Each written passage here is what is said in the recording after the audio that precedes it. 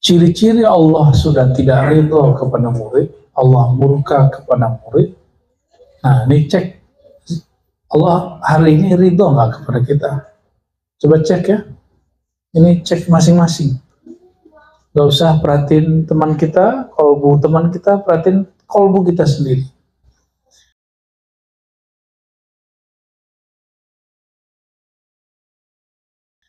Min maqtillahi lil murid.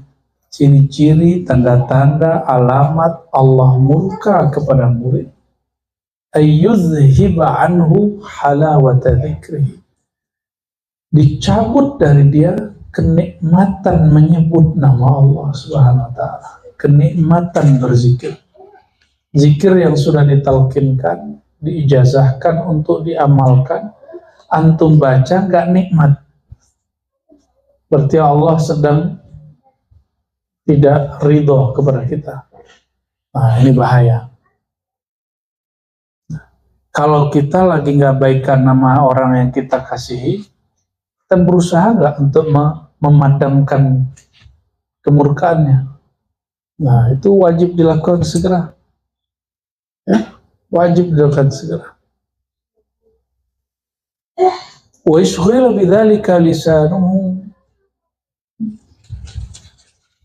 min ghairi halawah. Kalaupun dia zikir, nggak ada nikmatnya. Nggak ada nikmatnya. Nah, ini perhatikan. Orang-orang jika mengalami ini, pastikan hubungan dia dengan Allah sedang tidak baik-baik saja. Ya, maka dia harus meminta maaf kepada Allah, minta ampun kepada Allah, minta maaf kepada mursyidnya, atau minta maaf kepada hamba Allah yang dia sakiti. Tapi yang paling berat, orang itu tidak merasa bersalah, maka dia bingung juga mau minta maaf ke siapa. Nah, ini yang paling bahaya. Ya, jadi ternyata salah satu pribadi tawabin, dia tidak mengarahkan salah ke orang, bagi dia yang salah dirinya. Itu pribadi Sayyidina Adam, meskipun dikerjai syaitan, iblis, tapi beliau mengatakan Rabbana zalamna. Ini yang saya ulang-ulang berkali-kali. Ya Allah, kami yang salah. Itu Bani Adam. Ini Bani Adam apa Bani Iblis? Bani Adam. Kalau Bani Adam, kita sebut kesalahan diri, bukan kesalahan orang. Ya. Kalau orang tidak ngaku salah, itu sulit mengislah. Sulit untuk mengislah antara mereka, memperbaiki hubungan mereka. Ini kan lagi rame Hamas dan Fatah nih. Rame kan? Kan sama-sama merasa benar. Jadi sulit mau mengislahnya. Kita doakan saja Allah mengislah kalbu mereka. Amin. Ya. Rame aja masalah Hamas ya. Wa kana yaqulu dzikrul murid bilisanihi yurithu darajat wa dzikruhu li rabbih biqalbihi yurithul qurbat. Tapi nggak usah sedih, antum walaupun nggak menikmati zikir, tapi kalau zikir dan lisan derajatnya naik. Jadi kenapa dari dulu ada guru-guru yang bertugas hanya untuk mengamankan dunianya murid? Ada loh guru-guru yang begitu. Pejabat datang diwiridin atau kasih wirid ke murid itu supaya zikir, mengamankan dunia dia, derajat dia naik, pangkat dia naik. Ada kan zikir begitu? Tapi itu tidak membuat dia dekat kepada Allah. Hah? Maka zikrul murid bilisani, kalau murid zikir lisan naik pangkat, naik golongan. Dan itu saya sudah menyaksikan, sudah banyak yang begitu. Maka kalau ada yang datang begitu, saya tolak baik-baik. Ke saya ngaji aja, gak usah minta naik pangkat, salah alamat. Ya.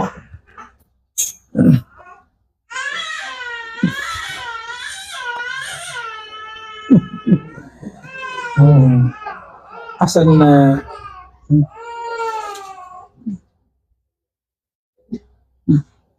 Rafiq Hasan, lihat sini aja Hasan. Ya. Rafiq Hasan. Wa dzikruhu li rabbih biqalbihi yurithul qurbat. Kalau zikirnya dengan kolbu, barulah membuahkan natijah, namanya kedekatan kepada Allah Subhanahu wa ta'ala. Ya. Pengen cuma naik derajat, mudah.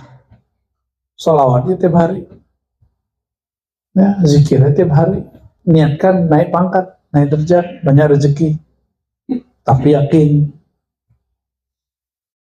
namun di akhirat antum udah gak dapat. Kalau nanti demo kepada Allah, Allah bilang, kan kamu sudah minta yang di dunia, ya, di akhirat sudah selesai. Ya, makanya kita nyinyir mengatakan jangan sholawat untuk mengamankan dunia. Nah, kalau sholawat onta istilah tahun lalu, istilah tahun ini diganti. Ya, kan ilmu berkembang, ya kan? Ilmu berkembang, istilah berkembang. Itu sengaja bikin tegur gitu, biar kaget. Kalau sudah kaget, baru kita kasih lagi yang lembutnya. Bersolawatlah untuk mengamankan dunia dan akhirat, bukan hanya dunia. Gitu, ya. Bahkan kalau orang yang zahid hakiki, zahid hakiki itu arif billah. Zahid itu 3, zuhud dunia, zuhud akhirat, zuhud dunia akhirat, 3. Orang zuhud dunia, dia takut mewah, dia takut kaya, dia takut viral. Orang zuhud akhirat, dia nggak hirau mau kaya, mau viral, mau mastur, terkenal nggak terkenal, dia nggak ada urusan. Dia urusannya yang penting di akhirat beres. Ya, tapi masih berharap yang di akhirat. Tapi ada zuhud anid darain, zuhud dari 2 negeri, 2 alam ini. Terlepas dari alam ini, barulah usul yang hakiki. Itulah al-arif billahi tabaraka wa ta'ala.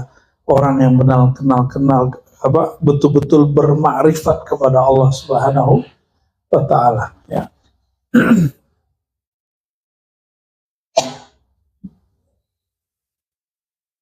Makanya ulama salafus soleh dulu ada yang bergumam, ya Allah, walaupun kami engkau lemparkan ke dalam neraka, gak apa-apa, yang penting engkau ridho. Ya, itulah bahasa kekasih. Ya udah, usir aja aku, tapi aku cinta kamu. Gombal-gombal gitu, ya. Jadi ternyata yang paling gombal itu sufi. Mereka paling ngerti bahasa gombal. Jadilah puncaknya di Syekhul Masyayikh, gurunya para sufi. Sampai hari ini orang menikmati karya-karya beliau. Maulana Jalaluddin Ar-Rumi. Ya, begitu juga Muhyiddin Ibn Arabi, Ibn Sab'in, Abdurrahman Al-Jami yang kemudian menulis versi sendiri, Laila Majnun versi sufi. Kata dia, Laila itu gelap, al-jahlu dini. Kata Ibn Arabi, al-jahlu dini, tidak mengenal hakikat zat, itulah agamaku. Maka kata Ibn Arabi, orang berusul kalau dia ngaku, ya Allah, aku tidak dapat kenal engkau. Semakin dia ngaku, semakin dia diberi pengenalan sifat nama, sifat nama, sifat nama. Gitu. Nah, wa zikruhu li rabbihi biqalbihi, zikirnya seorang murid dengan kolbunya akan bernatijah menghasilkan al-qurbat, kedekatan kepada Allah SWT. Dikasih fasilitas atau dekat disayang sama yang punya fasilitas, pilih mana? Dikasih fasilitas terbatas, tapi kalau disayang yang punya fasilitas, apakah jadi istrinya, jadi anaknya, atau jadi teman karibnya? Wow, luar biasa itu. Satu kali Sayyidina Abdullah bin Umar keluar, dia menziarahi, sowan kepada kawan-kawan lama dari ayahandanya Sayyidina Umar. Nah, ini sunnah ya. Jadi kalau orang kampung saya tanya, kalau ayahanda kamu begini sudah nggak ada lagi, kamu nggak pulang-pulang dong? Loh, siapa bilang? Kan masih ada surau, masih ada guru, masih ada kawan ayah saya, masih ada kawan guru-guru saya, masih ada saudara, ya, masih pulang lah. Kira-kira begitu. Kita itu pulang, kita tuh silaturahim, berkunjung, termasuk sampai nanti ke akhirat itu ada urusannya kenal dengan asbab-asbab itu. Maka Sayyidina Abdullah bin Umar ketemu Arab Badui, namanya Badui kan tahu sendiri. Loh, kamu Abdullah bin Umar, anaknya si Umar katanya. Si Umar ngomong gitu. Oh, kamu si Dullah, anaknya Umar. Umar Faruk katanya. Ya.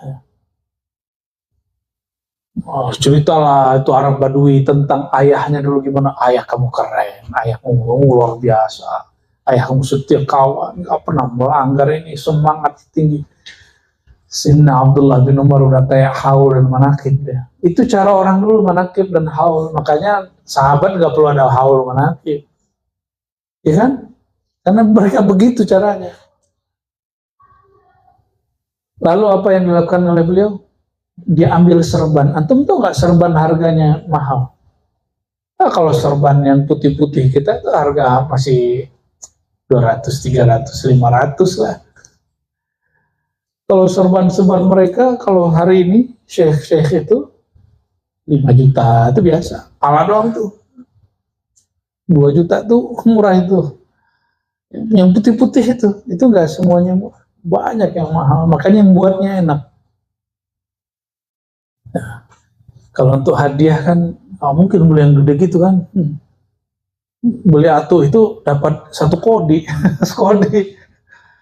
Aduh, lirik nggak jadi beli yang gede, ini aja deh gitu. Gak kuat. Ya alhamdulillah. Jadi serban itu nggak sembarangan. Parfum, jangan dikira parfum itu murah.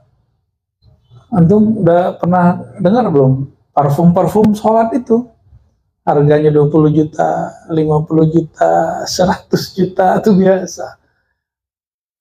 Ternyata Perancis ada yang lebih ngeri lagi. Cuma gitu, tahan seminggu. Kalau nggak mandi. Ya, pernah nih kita bawa dari Perancis sudah jatuh. Sebulan itu rumahnya. Pecah. Aduh, Masya Allah. Hadiah dari diplomat dulu. Itu baru diplomat yang hadiahin. Gimana kalau presidennya, rajanya hadiahin? Gak tahu lah kita ntar. Ya. Wa kana yaqulu idza ra'aitumul murida yu'azzimul fuqara kal umara فلا بد أن يجعله الله تعالى عن قريب إماما يقتدى به لأن من عظم الناس لأجل الله عظمه الله بين الناس وصاحب العقس بالعقس. Kenapa? Ada orang pengen jadi mursyid nggak jadi-jadi, pengen jadi wakil talqin nggak jadi-jadi. Udah dapat suratnya nih, tapi buka majelis nggak masuk, nggak harum-harum. Ini jawabannya. Ini jawabannya. Buat zawiyah, buat surau, tapi nggak jadi-jadi. Nggak ada yang minat ngaji, nggak ada yang minat zikir di situ. Kenapa? Emang torekot cuma zikir-zikir doang? Emang ngaji-ngaji doang? Enggak, ada di situ babul adab. Babul adab ini yang kita lihat jarang, ya.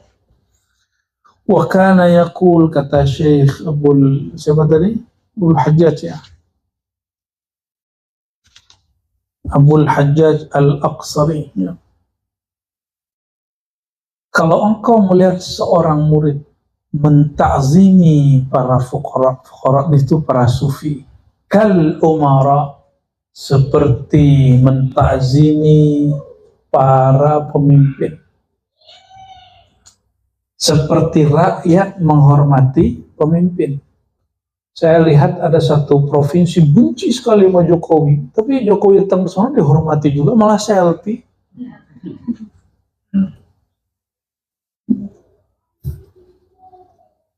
Benci Jokowi buat apa? Buat tol. Pas jadi selfie. Oh, ternyata benci dan cinta ini belum sejati. Masih benci dan cinta ahal, berubah-ubah. Kalau ini beda. Siapa yang melihat murid menghormati sufi, mursyid, syekh, khalifah, thariqah, kal umara, seperti dia menghormati para pemimpin. Nah, antum udah begitu belum sama guru? Aneh nggak bisa gitu ya, aneh nggak masuk makom begitu. Kalau nanti ada syekh-syekh besar di luar, ya, atau ke kampung, hormati dia seperti kita menghormati umara. Kalau mestinya nggak di kampung-kampung dulu. Kalau gubernur mau datang, kita pengen bersihin.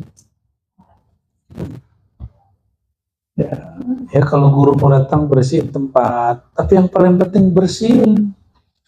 Nah, ini yang dipandang sama guru kan bagian sini. Bagian sini yang dipandang, bagian dada ini, bagian kolbu ini. Jalannya zikrullah itu. Kalau jalan zikrullahnya oke, ya khidmat di zawiyah itu, di ribat itu ringan. Kalau enggak, antum ngerasa penting nanti. Aneh doang, yang lain belum ada yang datang. Aneh mulu. Kalau nggak ada aneh nggak jadi nih. Ya, mulai begitu muncul. Emang Allah butuh ente? Ya?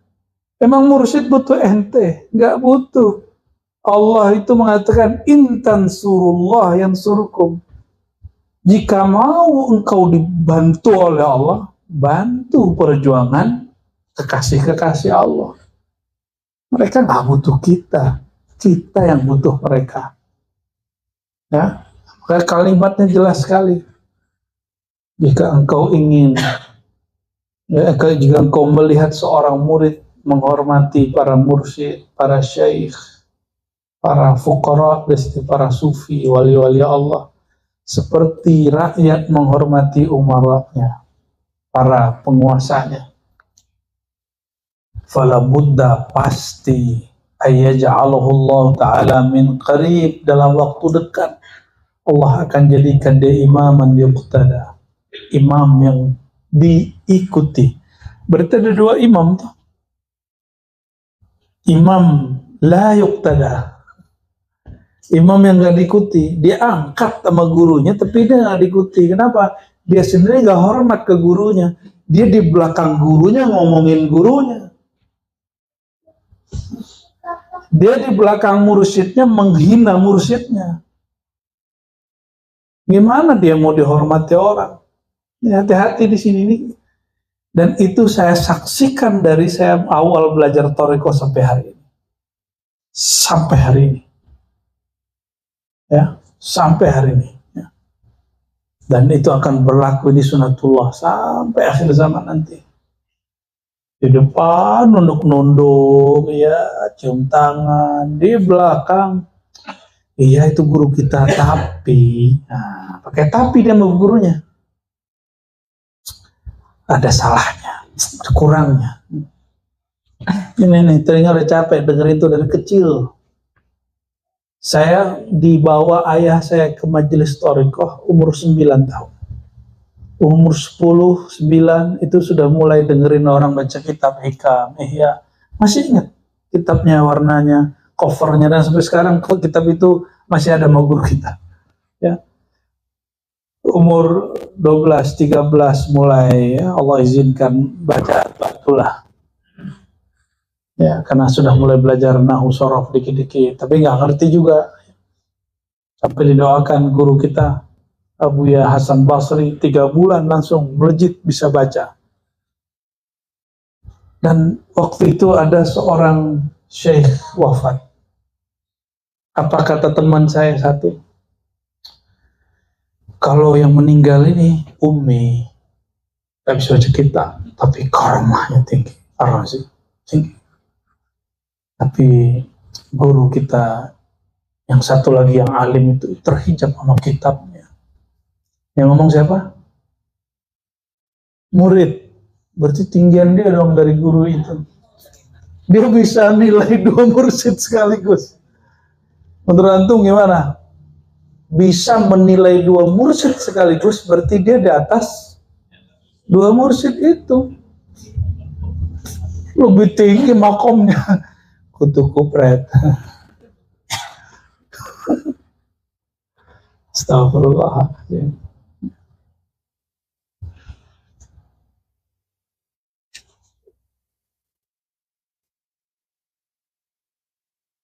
Lianna man azzama an-nas li ajlillah azzamahu Allah bainan nas. Orang yang mentakzimi, menghormati seorang manusia, ini nggak mesti guru nih, manusia aja.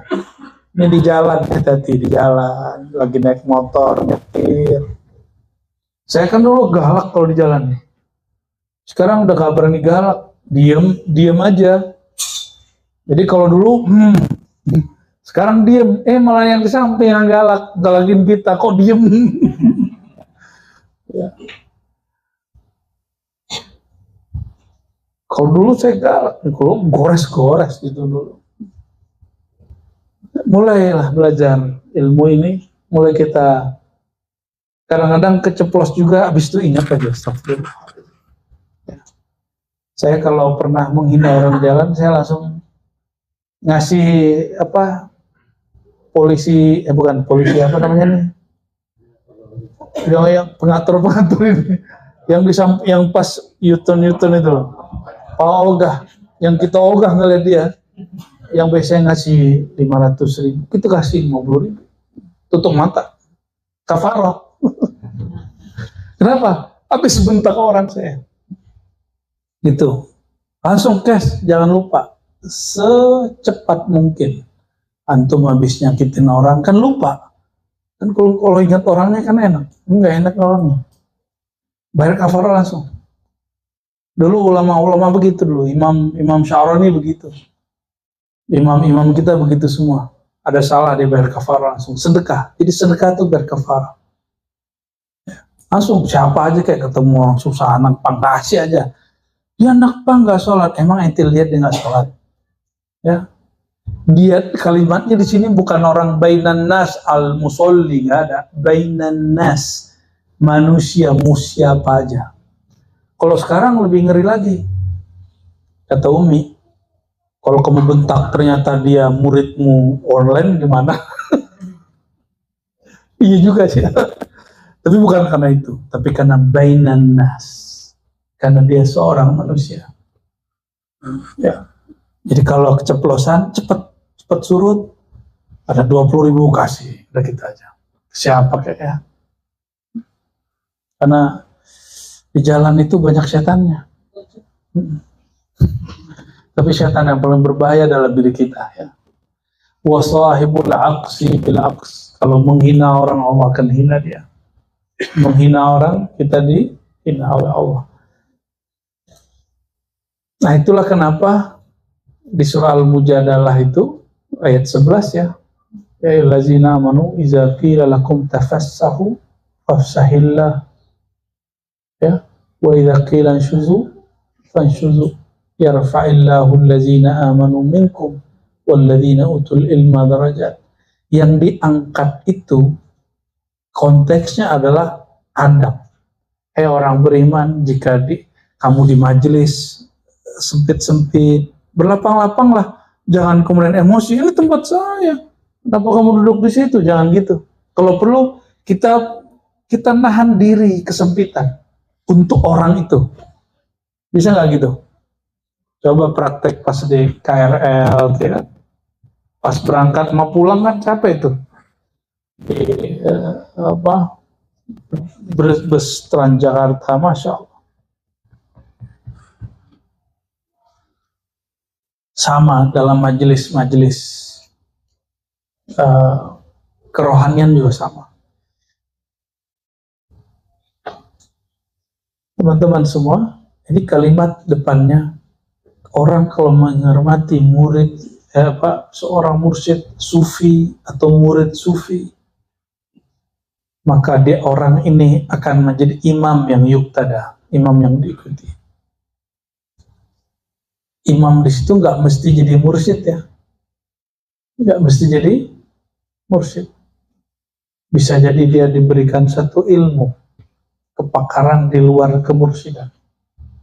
Ya. Wa min sya'nihi alla yasbira ala dhanbin wa dhalika ka'an yaqa'a fihi wa la yatuba uqbahu fawra wa qila haddul israr ay yu'akhkhira at-taubah hatta yadkhula alayhi waqtu as-salat min al-khams hakadha haddu ba'd al-ashyakh al-israr. Ciri-ciri murid ya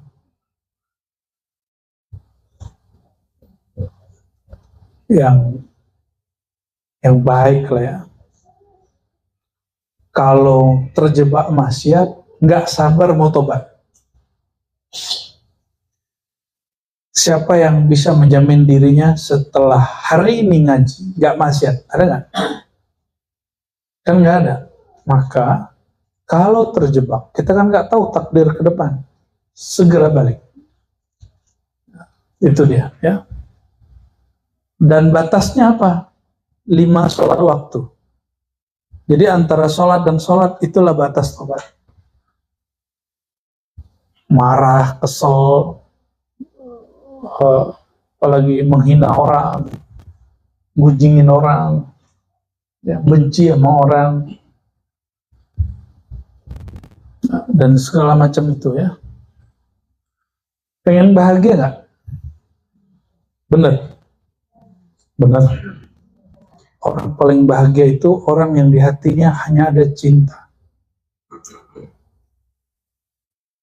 Orang paling bahagia orang yang nggak nyimpen kamus benci. Kalaupun benci itu bukan karena dia benci ke zat orang itu, tapi karena ada ahwal di luar itu yang sifatnya tidak permanen. Maka seorang Nabi Muhammad SAW masih mau diundang oleh Abu Lahab. Padahal Abu Lahab ini sudah kufur berkali-kali dan mencelakai Nabi berkali-kali. Puncaknya Allah lah yang melaknat Abu Lahab, bukan Nabi SAW. Tabbat yada Abi Lahab. Jadi pelaknatnya muncul dari Allah, bukan dari kita. Ini baru isu Palestina, udah benci-bencian. Cuma baru donasi kemarin sore, ente udah ngerasa jadi pejuang Palestina. Aneh ya? Orang udah ngomongin itu udah lama, ya. Kita baru ngomongin Palestina kemarin sore, masa sudah ngerasa pejuang bener? Pejuang apaan? Pejuang ngata-ngatain orang, dan nama orang, ya. Ada paket.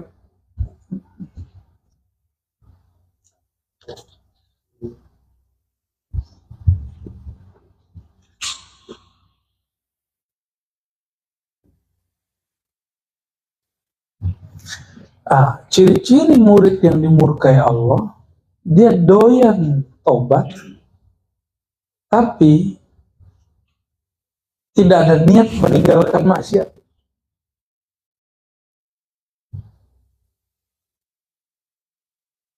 Mastaghfara murid, kata Imam Muzaffar Al-Qurmaisi. Apa bacanya Bu Yayunal? Ini nama kan nggak ada ininya, wazannya. Qurmaisi, seingat saya. Syekh Muzaffar Al-Qurmaisi rahmatullah alaihi wa qadassallahu sirrahu mengatakan, mastaghfara murid min dhanbin wa huwa mulazibun lahu illa harramallahu ta'ala alaihi sidqa fit taubati wal inabah. Kalau ada murid, dia baca istighfar, dia taubat katanya, tapi nggak niat meninggalkan maksiat, tapi berniat esok ulang lagi. Yang disebut taubat apa? Al-azmu ala alla ya'ud alaih. Berazam untuk nggak balik besok terjadi, itu lain cerita. Yang penting nggak niat. Antum jangan niat gitu aja. Itu yang disebut sidqut taubah, sungguh-sungguh dalam taubat.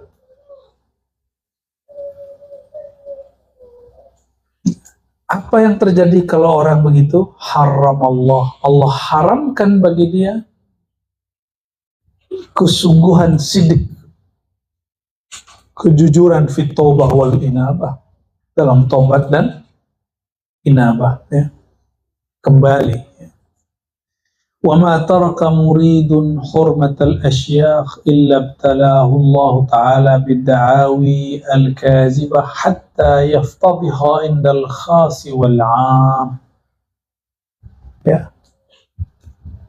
Tidaklah seorang murid meninggalkan, ya, sikap menghormati syekh, para masyayikh mursyid, maksudnya para mursyid dia. Jadi dia udah mulai menghina. Ini yang dikaitkan oleh guru kita Abu Ya Nu'man Bashir, guru hikam kita. Ketika dahulu ada majelis besar, ya, buat majelis antar surau-surau desa. Tiba-tiba ada ustadz-ustadz yang merupakan level murid bagi beliau di belakang membicarakan aib beliau. Ternyata urusannya urusan amfluk. Ini hati-hati, ini majmuah kumpulan-kumpulan ustadz, itu rusaknya kalau nggak di situ, kalau nggak di ego.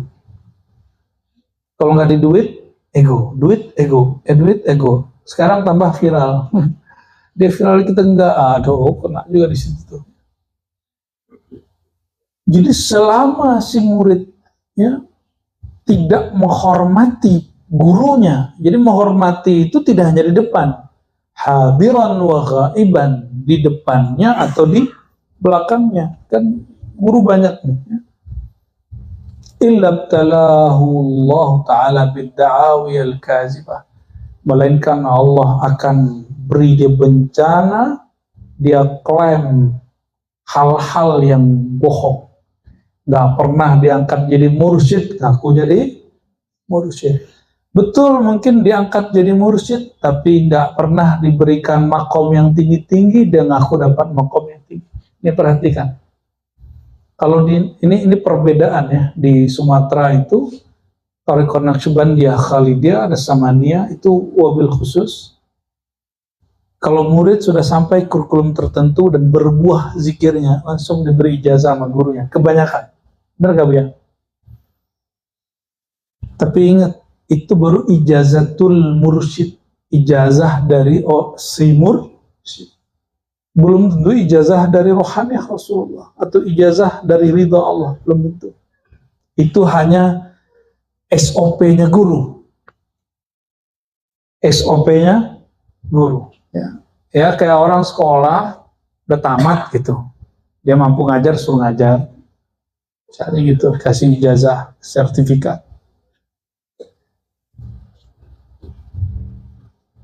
Tapi di belakang dia ngomongin gurunya. Nah, dan wallahi ra'aitu wa sami'tu mundu zaman, saya dengar itu berkali-kali. Dan apa yang terjadi sama murid-murid beliau ini? Ya, khutimah bisu'il khatimah. ya, akhir hayatnya su'ul khatimah, nggak mau berpakaian, nggak mau berpakaian. Nah, ini saya bersyukur ayahanda saya sebelum wafat itu nggak boleh tuh sarung tuh turun dikit, padahal tangannya satu sudah lumpuh selama 7 hari itu. Ya, turun dikit, tarik lagi, turun dikit, tarik lagi, padahal udah kita tutup. Paling kenceng dalam masalah tutup aurat itu. Alhamdulillah. Alhamdulillah. Semoga kita ditutup oleh Allah dan husnul khatimah. Terserah Allah matikan kita sebelum Imam Mahdi itu muncul atau setelah muncul. Yang penting satu aja, ya Allah, jika Engkau hidupkan, kami hidupkan dalam perjuangan yang mulia. Jika Engkau wafatkan, kami wafatkan, kami dalam syahid, dalam perjuangan yang mulia. Amin ya rabbal alamin. Jadi kita nggak boleh takut mati, Bu ya. Nggak ada. Kita ini pejuang. Karena negeri lagi damai, perjuangannya perjuangan syukur, perjuangan keilmuan. Kalau negeri lagi heboh, lagi perang, ya kita wajib ikut perang. Dan seorang murid tarekat sufi haram takut kepada selain Allah Subhanahu wa ta'ala. Nggak ada. Dan Indonesia, Nusantara, pejuang-pejuang dari dulu yang nggak ada takutnya sama penjajah. Jajah Belanda, Inggris, Spanyol, Jepang, itu sufi. Itu perang yang terjadi di daerah Maja, di daerah Jawa Barat, di Banten, sampai ujung Jawa Timur, termasuk Sumatera, Kalimantan, Sulawesi, Ambon, semua. Ya. Orang Bima, orang Lombok, sama semua. Rata-rata pemimpin jihadnya sufi. Makanya setan gak senang. Setan pinjamlah lidah penulis sejarah, ditulis sejarah Islam nih ya. Kemunduran Islam karena banyaknya orang bertarekat sufi. Mereka meninggalkan hidup dunia. Dia nggak tahu Abul Hasan Syazili lebih kaya dari dia sekarang. Ente sanggup nggak haji tiap tahun? Abul Hasan Syazili haji tiap tahun. Orang kaya hidupnya sederhana. Dia fasilitas dia banyak. Yang diceritain yang susah-susah ya. Mana ada orang bisa haji tiap tahun dia kismin, miskin. Nggak ada ya. Ada teman saya ngomong, mursyid kita ini pengangguran. Kurang ajar dia ngomong begitu. Dia tuh nganggur karena ngurusin ente. Itu bukan pengangguran ya. Guru namanya. Guru tuh nganggur nggak? Betapa mulianya para mursyid, para kiai. PNS digaji, satpam aja digaji. Itu orang ngurusin Pak Ogah aja nggak digaji kok. Mursyid siapa yang gaji? Jadi kalau mursyid udah minta sama ente, itu udah dijatuhin dirinya, itu luar biasa. Tak tolong ini surau kita ada rusak, itu dia udah jatuhin, malu dia sudah tuh. Kita kalau sudah begitu harus tahu diri sudah. Malah komentarin di belakang begitu. Masya Allah, hari ini banyak begitu. Saya dengar sendiri. Di kampung begitu. Di kampung kita. Itu gak heran juga kalau ziarah kemudian ada segitiga bermuda di atas, melintang di atas kuburan. Itu ngeri bener. Karena orang di masa gurunya hidup juga udah gak beradab, apalagi gurunya udah berkalang tanah. Gimana ilmu diberkahi? Kita gitu sama guru. Ya, kita begitu sama guru. Aneh itu berguru kepada orang, dia nggak mampu baca kitab. Banyak salahnya sih. Cuma aneh berguru. Aneh dulu sering ngomong begitu loh ya. Tapi sekarang udah kita sudah belajar Imam Sya'rani, kita tak berani ngomong gitu lagi. Bagi kita, aneh punya guru Umi, tapi kok dia lebih kenal Allah dari aneh. Gitu sekarang kita nyadarnya. Benar nggak? Tanya Bu Aldomi, doktor, ya, pesantren 7 tahun, ya, Tapi rohani bisa ngomong sama kolbu sendiri. Baru sekarang diajarin. Kalau zikir udah lama. Baru bisa ngomong sama rohani sendiri. Istafti kolbak, kata Rasulullah SAW. Mintalah fatwa kepada kolbumu. Antum meminta fatwa ke orang-orang gak sekolah. Bisa mau gak?